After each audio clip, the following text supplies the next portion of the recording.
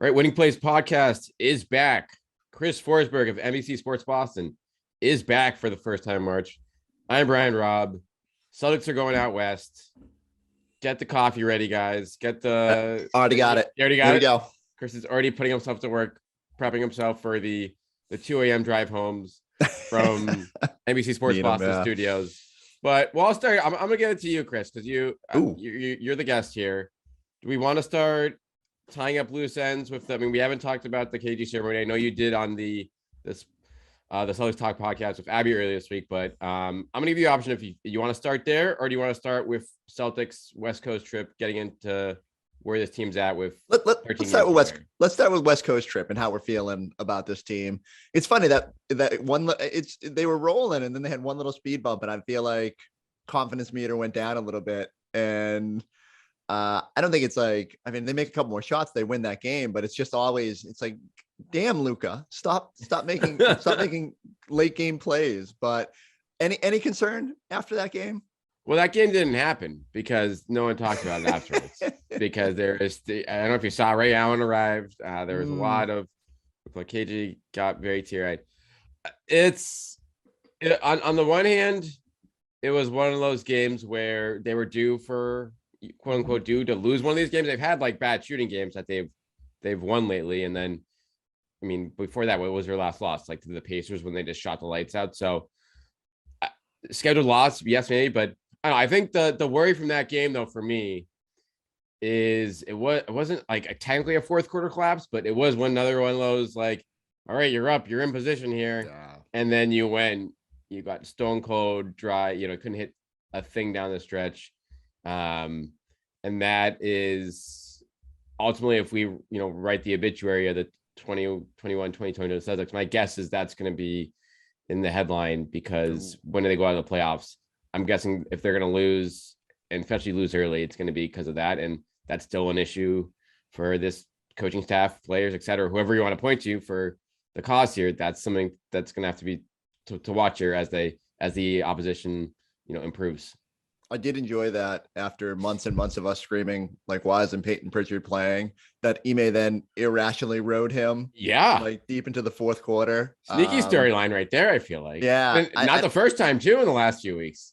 And I get it. Maybe he's just trying to pump his tires. I don't know. But like, he didn't have it. And I guess the shooting wasn't as bad as I thought. It was just that he had so many that were like halfway down and popped out. And, Derrick White obviously being pretty cold lately from 3-point land. And so that's in the spotlight a little bit more. Like Tatum, definitely. I think the biggest thing that jumped out to me going back and eventually, like, once the KG stuff all settled down, going back and watching the end of that game, like when Luka makes the last drive and draws 3 defenders, he's just so damn patient, and he's like studying everything. He's looking where Al's going, and then he throws it to Dinwiddie.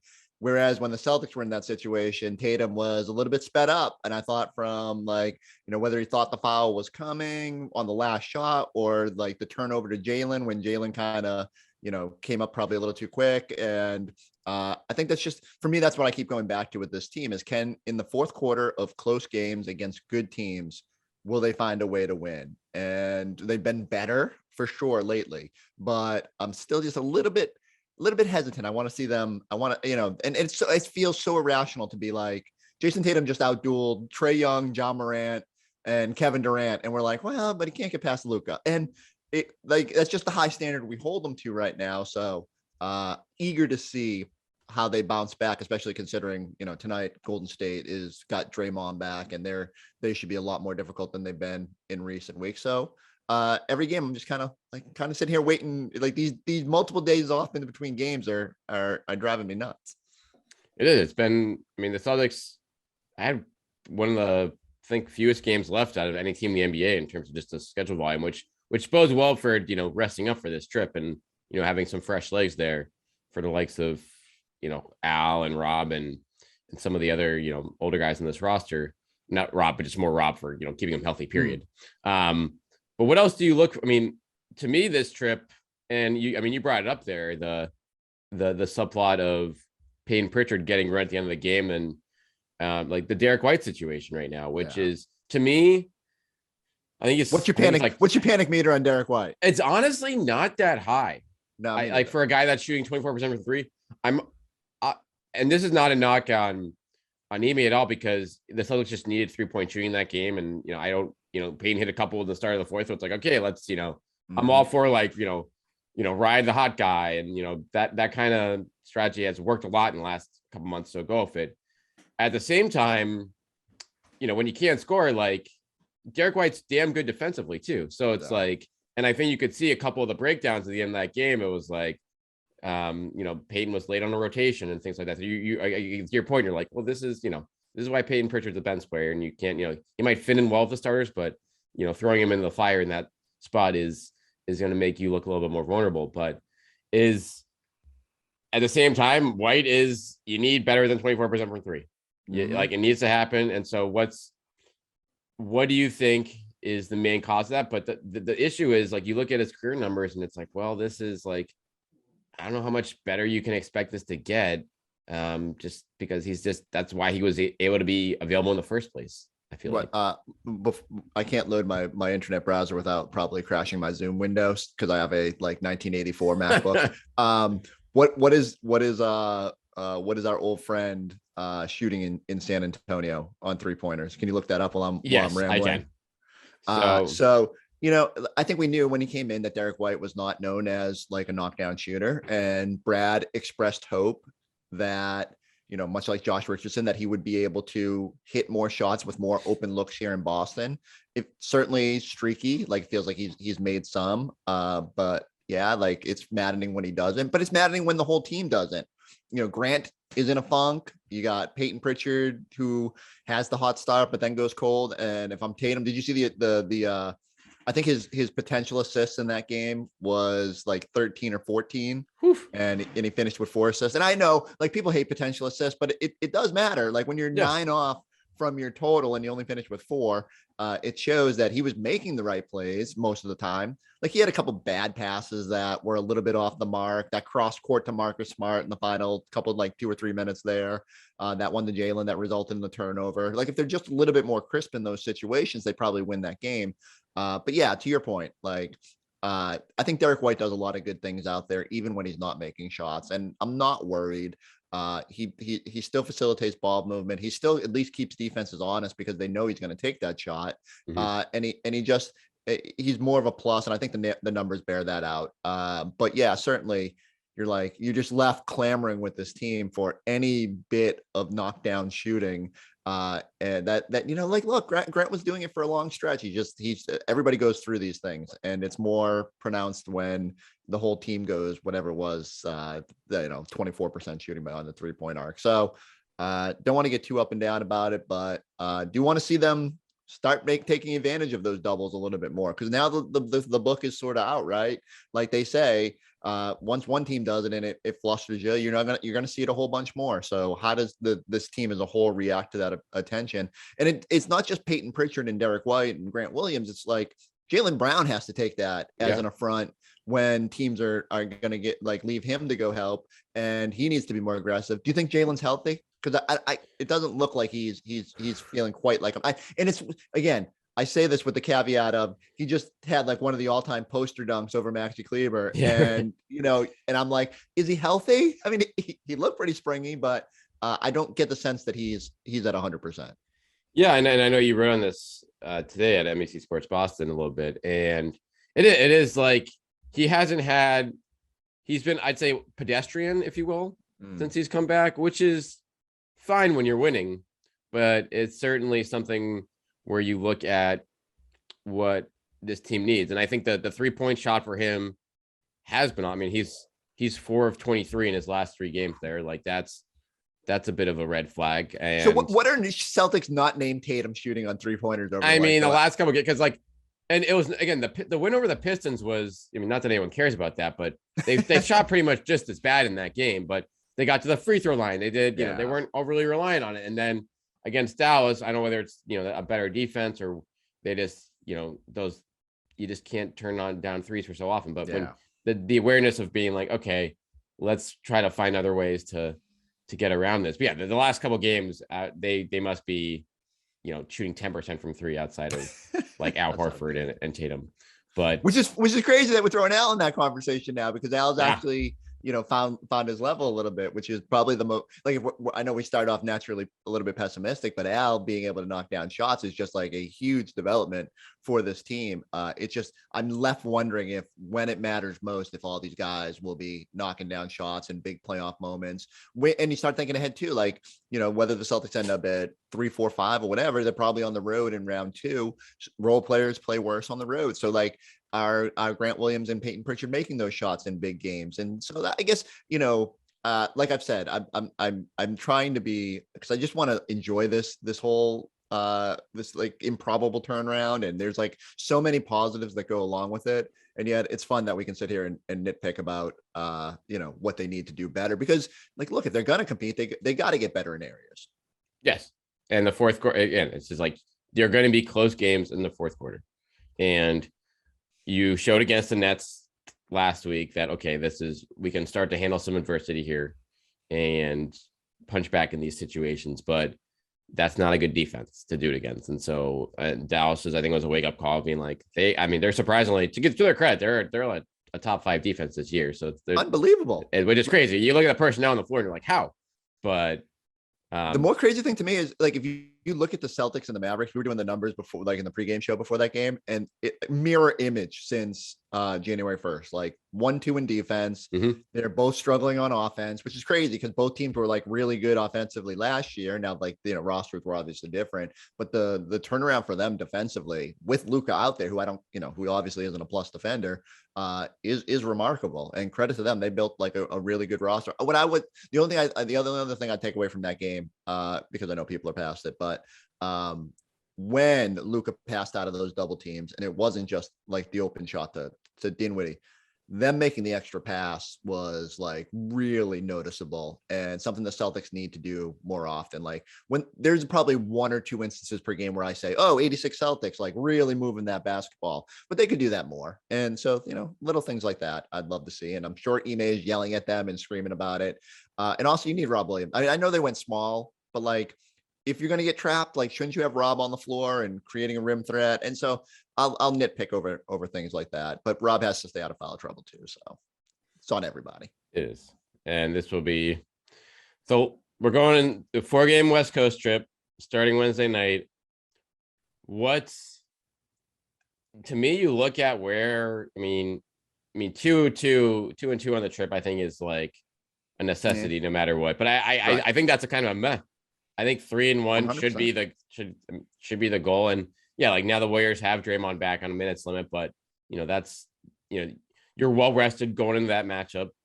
But I think just where, and then the Nuggets are in such a bare of a schedule right now. They have had so many games lately, like you could get them in a pretty good spot. But if you're serious about getting home court in the East, I think 3-1 is what you have to do here. Yeah. And how much are you willing to push for that? I would say a lot, Pete, because from a minute standpoint, you can, like, take Al, for instance. Like, I'm penciling Al out for the OKC game already. So you can just you can be like, and while the case can be made like, well, you should play everyone in that game because you're going to win that game. Like, no, you have Tice now literally for that game. And that should not be an issue in terms of like playing him for heavy minutes whenever else you need him on this trip. But to me right now with the East standings, there's going to be so much jogging going on. You want to be in pole position to figure out what you want to do. You don't want to have to be like scrambling during that last chaotic week where you're facing all these good teams. If you can do your work early, life gets a lot simpler that last week where you can react to what's going on and still make your game plan regardless and say, okay, we have to win one of these last 3 games to get in the 4 or 5 slot that we want, as opposed to being like, well, we need to really, get to work here if we want to avoid Milwaukee in the first round or Philly or whoever. And we can debate who you actually want to avoid at this point or not. But to me, you do your work now. Yeah, no, I'm kind of with you. I think, and I agree. I think like 3-1 is reasonable despite sort of the back-to-backs and all that. Like Sacramento and Oklahoma City should just be wins. And so you got to steal one against Golden State or Denver. And I do the same thing. I start wondering, like, we talk a lot about rest, but you look at the Celtics schedule, there's like a couple 3-day breaks in here at the end of March. Like, it's pretty agreeable. And so if Ime wants to just continue riding this like heavy rotation with 7 guys, 8 guys, whatever it is, I'm not opposed to it. And you probably will be able to catch guys some breaks. Although, like, I say that, and then all I think about is like last year against Oklahoma City and Moses Brown going for 17 and 17. So their luck, their young players will have a big night that night and ruin that. So I hope they just kind of just like you said, do your work now, because it's just everyone keeps saying, like, where do you think they're gonna land? I'm like, I have no clue. Like, it's so wonky the way these things are lining up, and like, will Cleveland fall into the play-in? Will Toronto surge up? What will happen here with Brooklyn now? And so I think you're just better off focusing. And I hate the one game at a time cliche, but really, like, all right, try to go 3-1 on this trip, come home, see where you're at. Like, there'll be times to find rest if you need to at the finish line of the season, if you've done your work and you're like already locked in at 3 or 4 or whatever. But yeah, as long as the matchups are lining up the right way, I guess I don't worry too much about the home court, as much of a nice luxury it would be. And probably, again, I start thinking like, you just feel a lot more confident going into a series, because if Chicago gets healthy, as much as we think the Celtics would be a good matchup with there, you just want every advantage you can have. Absolutely. And let's look at the standings though, real quick, because when you bring them up here for that, like, did you get Josh Richardson's 3-point percentage? Oh, Derrick White? No, Josh Richardson. You want Josh Richardson? I'm sorry, you thought you said Derrick. Here, let me pull that up. I just want to, like, if he's shooting 41%, I'm gonna. Yeah, right. Well, the Spurs are certainly scoring points, but they're giving up about 1,000. Ooh, you're not gonna want to hear his 3-point percentage. 43.5%. I thought it's supposed to cool off down there. No. So he's up to 40% on the year.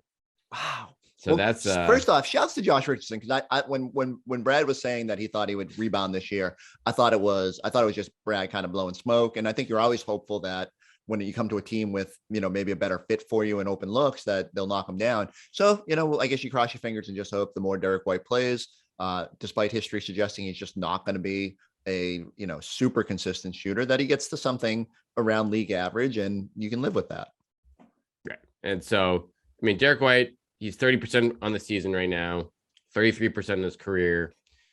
Yeah, and you hope he's getting that out of his system now if you're the Celtics, and then by the time things matter a little bit more, they are getting good looks. Like, that's going back to it, right? So standings right now, Celtics heading onto this West Coast trip are in 5th place, a half game behind the Bulls, a game behind the 76ers in the 3rd seed, 2 games behind the Bucks, 4.5 games behind the Heat at number 1. In my mind, shout out Heat. Like, holy cow.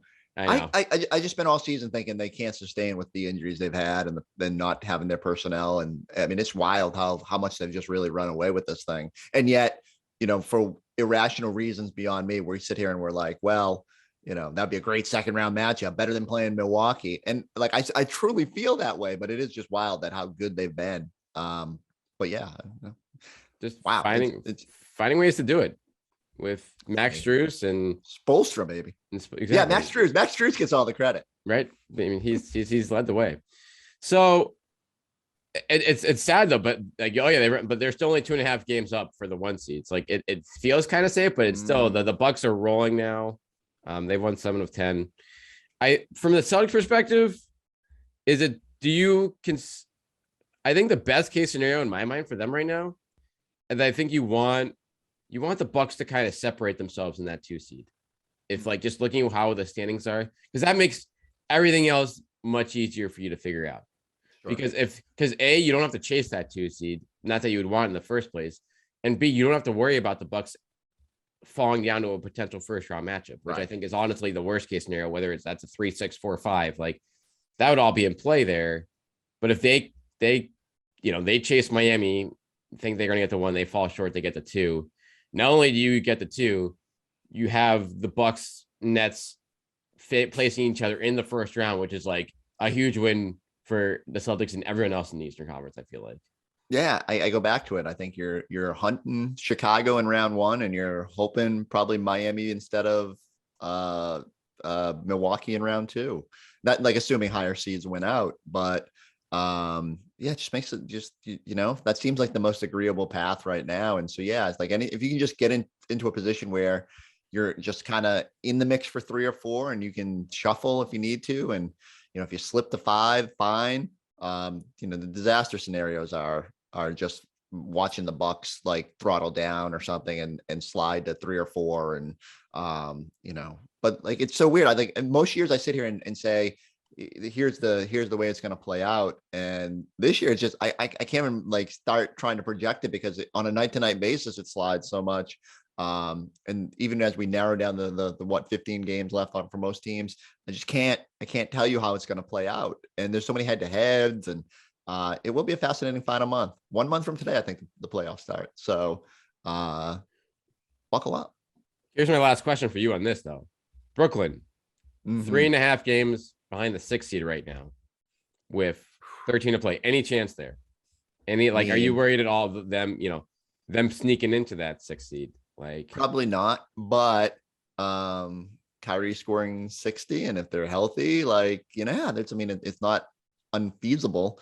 And then it's going to create a hilarious trickle down effect where no one wants to be the 3 seed. Right. So that's what you want to be. You want to be in position to be like, figure out what you want to do. And that no clue. Week. And even so, what's funny to me is that, okay, say Brooklyn doesn't get out of the play-in bracket, so they're just like at 7 or 8 to finish this thing.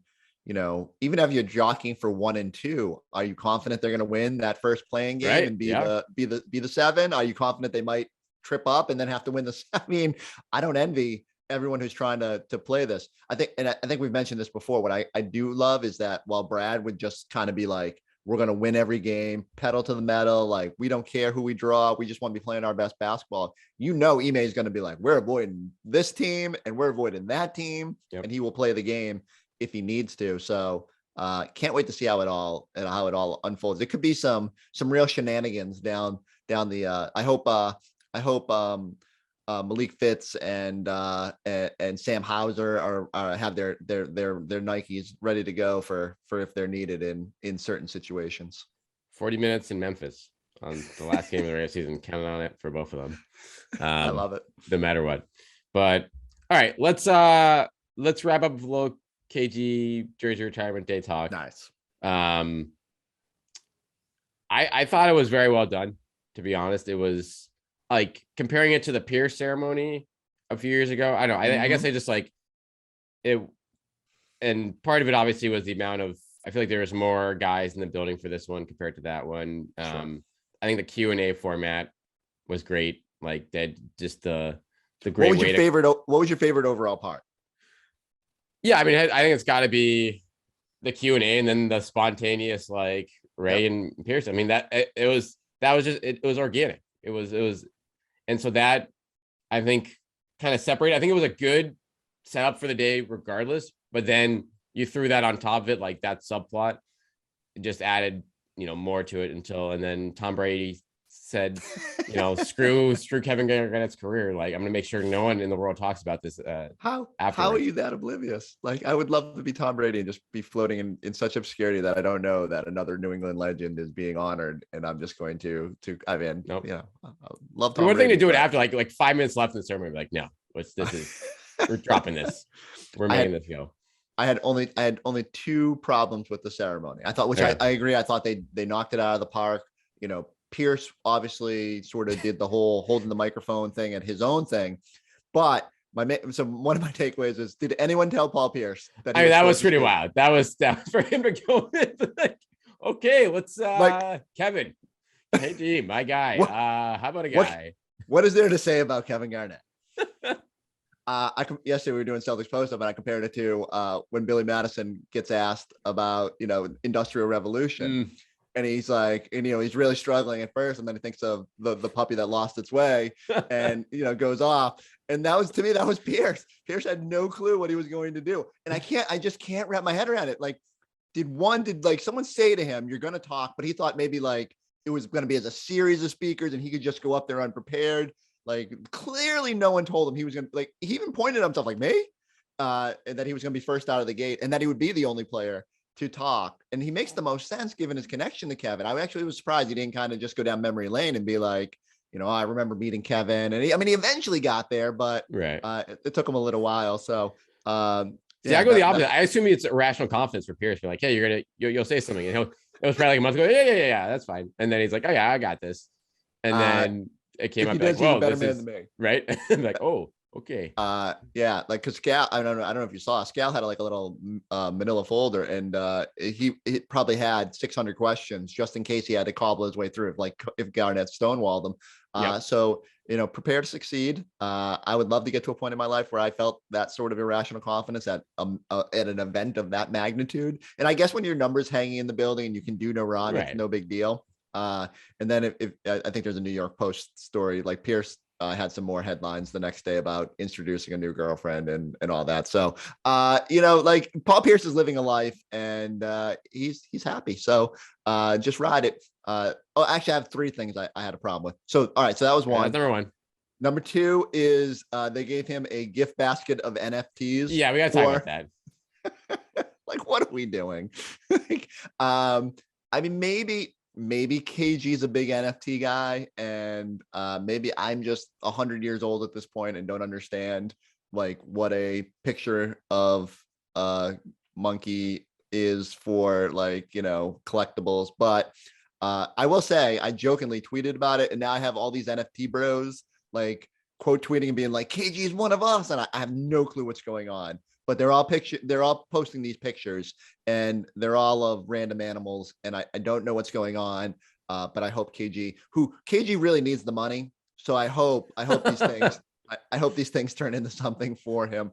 And my only last point I meant to reply to you during the ceremony is I think they waited too long on Gino. Yeah, because I don't know when would have been the right moment, but like, okay, so they knocked it out of the park within the air tonight during the whole pulling the curtain banner up, and I thought it was fantastic. Like having his daughters there was perfect. Like everything about like that, the banner going up was great. But then when Gino hit, he was already sort of like thanking everybody, and that was like the end of the ceremony. I think they should have built in a spot, because he would have lost his mind if they did it in the right area. And like Scal asked him the question, I thought maybe it was going to hit at that point. So but that's my only quibble, just because I know how much he loves Gino, and I thought maybe they'd find a special way to do that. That's a really good point, because like you said, like when it came on, it was like the ceremony was done. And so it was like everything was like background music as opposed to like exactly. I don't think he ever saw the when it was on the Jumbotron, and then they wiped it off the Jumbotron pretty quick by the time he could have even looked up. So just a missed opportunity for those of us whose entire existence during the mid 2008 to 2012 range was built around when a man in bell bottoms danced on the Jumbotron. So would you have put it in, like made a spot for it during the Q&A? And being I honestly thought when Scala asked him that it was going to hit and it was going to be like a moment of levity in the middle there. And even then, I will say, I joked, because I was actually, when I was thinking about it, I was like, I don't know if this is the right spot either, because then you're kind of like, you're breaking it up. But I just thought maybe Kevin hearing the beat in a quiet moment would be like, he would just start like looking around or whatever. And I don't know, maybe could have, back in the day, they had the dancers wearing the, the homemade Gino shirts. I thought maybe they would come out, or, there'd be something. But no, like, I mean, these are the quibbles, because again, I much like I'm lamenting what's going around with the Celtics, I thought the ceremony overall was fantastic. And these are hard things to plan. Like you said, they learned from the Pierce ceremony. I remember nothing about that ceremony, like in terms of, it was fine. I mean, I remember that they got their ass kicked by the Cavs, so everyone was like kind of bummed, but it seemed like it was fine, but it just seemed like very ordinary, generic, I guess. Yeah. And so this I feel like was more of, that might be the player, the people, the atmosphere.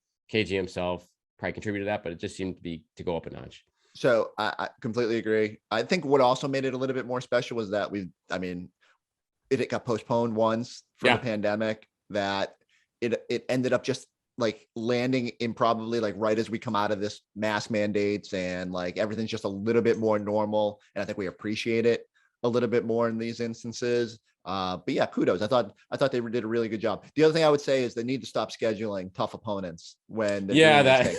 Like line up the Wizards. Like who cares? That way you can at least have a fun night, and everyone, then the 21-22 Celtics aren't sitting in the back row all slumped in their chairs, despondent about losing that game. And maybe you would actually get to play Gino at the end of the game, and then he really would have got to enjoy it. When they were up 13, I was like, here we go. This is good. This is perfect. Like beating a good team, lopsided, and you can't plan these things. You got Celtics should have been a little bit after, especially after Jalen's dunk. I don't know how the energy in the building didn't just explode from that point. But one lingering question I do have for you: who's next? We heard obviously KG and Paul say Ray's next. I think we all agree that's a terrible idea. But who will be the next person that gets a number in the rafters? Danny Ainge. So I've made this case, and people sort of mock me. I like 44 could go up 3 times. Ainge, Scalabrine, and Robb. So obviously, I don't know how you do that. How do you put 44 up there while someone's wearing it? I don't know. Does Robb come out and do the Ray Bork and go to 4?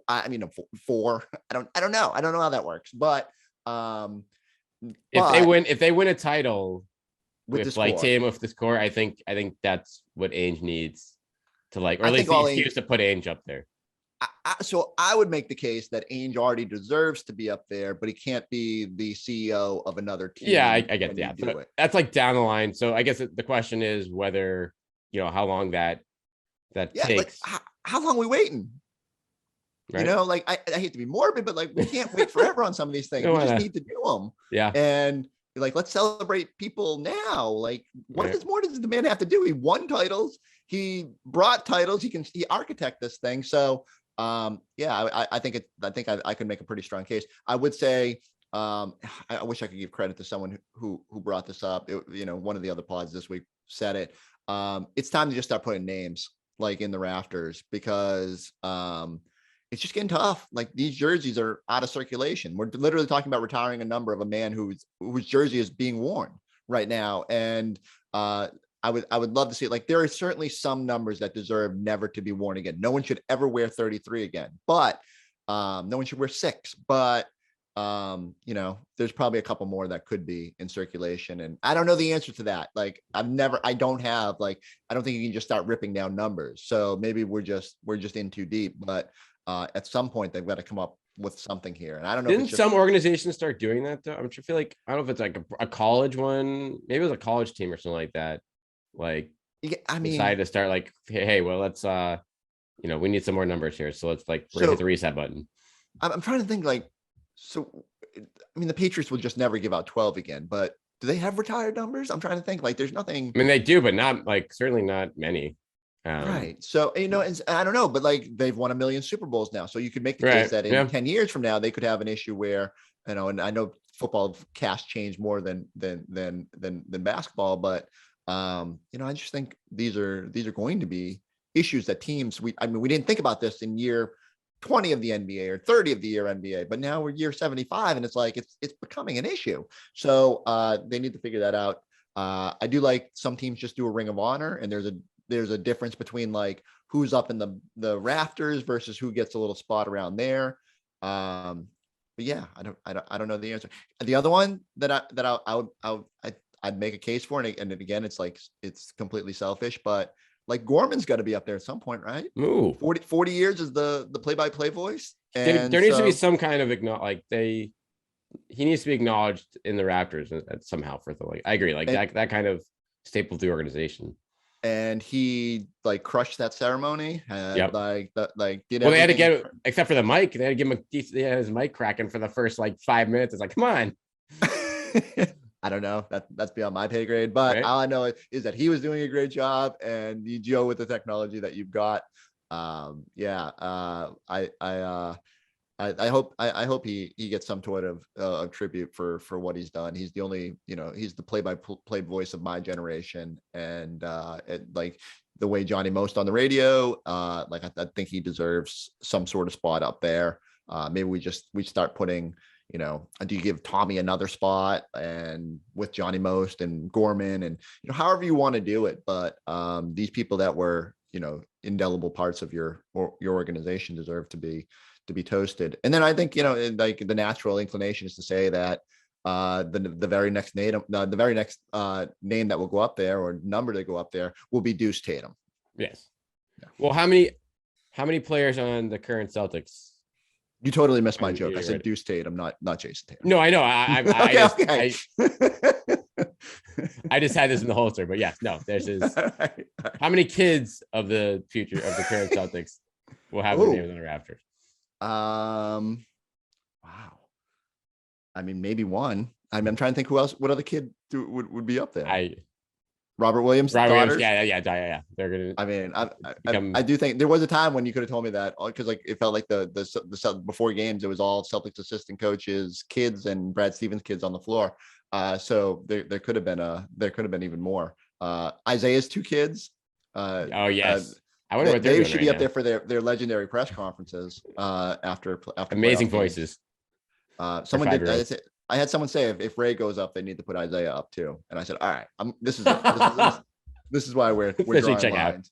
We're done. Yeah, so I think it is a fun conversation, and it is like people are really passionate about it. But you start letting Ray get up there, then okay, are we putting Rondo up there? I mean, now Perks wants his number up there. Like, we just got to draw a line somewhere. Well, I think the fascinating one will be like if Smart goes like 12 or 13 years with Celtics. I think that's going to be a really fascinating one, and one that will ultimately be decided by like the banners that whether they win or that ran or not. But that will be probably, some are obvious, some are not. Like Tatum feels like an obvious one. Jalen will feel like a borderline one based on, again, how the winning goes and what happens. Yeah. And Smart is like the potential life for Celtics, or he could be playing for another team this year, like next year. Like it could go either way.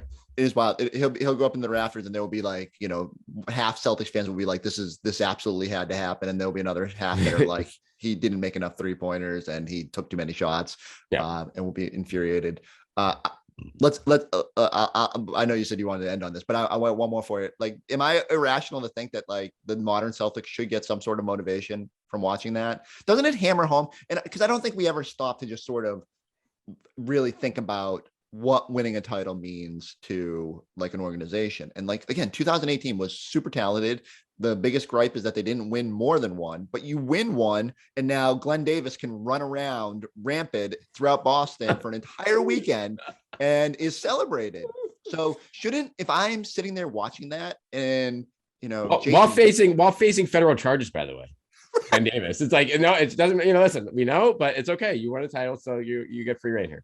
It blows my mind. It's just a reminder that if you're willing to sacrifice, if you're willing to put in the hard work it takes to get to the finish line on one of these things, it doesn't matter how many times you're an all-star. Like, I cannot off the top of my head tell you how many times that Paul Pierce was all NBA or or all-star or whatever. But what matters is I can tell you how many titles he won. And so I hope that as they're sitting there watching that, and shouts to my boy Robb for going on Twitter right afterward and saying motivation, because I'm glad someone was motivated by these things, because you should be. And it's good for them. I hope we'll see, like KG didn't motivate them to a win on Sunday. It's true. But we'll see if maybe now they've had a 6-hour flight to think about it, if it gives them some hope out west. You may just playing the ceremony on repeat, on the whole plane ride on loop. It's like, guys, listen, this is in the air tonight for 6 straight hours on